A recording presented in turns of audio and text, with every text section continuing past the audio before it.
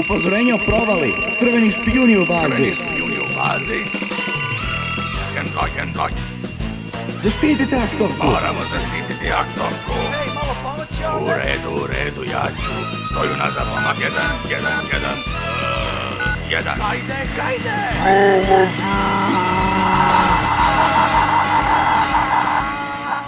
Hej, još uvek je ovde. Gospodo.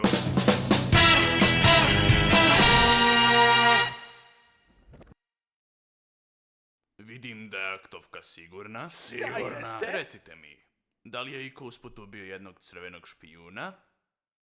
Ne. Onda još uvek imamo problem. Veliki problem. Ubio sam mnogo špijuna. Ima ih na pretek, podmitljivi i podli prevaranti. Kao ti. Bez uvrede. Ako si uspio da ih ubiješ, garantujem vam da nisu bili kao ja. Ništa slično čoveku koji se krije unutar ove zgrade. Ko si ti? Predsjednik njegovog fan kluba. Ne. To bi bila tvoja mama.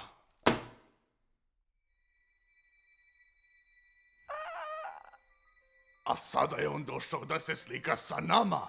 Tako da slušaj, momak, ili slike tvoje mame će biti druga najgora stvar koja ti se desi danas. Daj mi to. Ovaj špijun je već probio naše odbrane.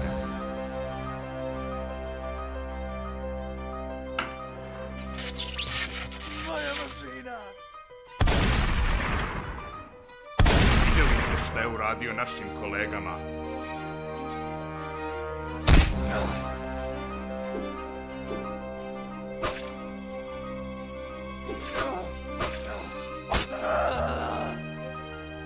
I najgore od svega, mogao bi biti bilo ko od nas.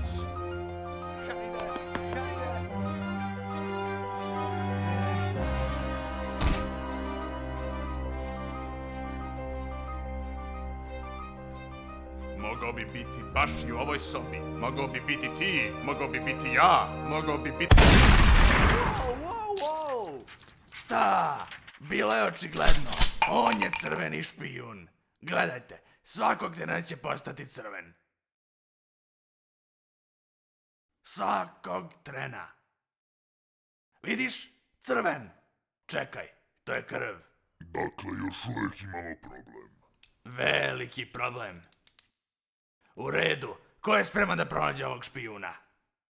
I za vas.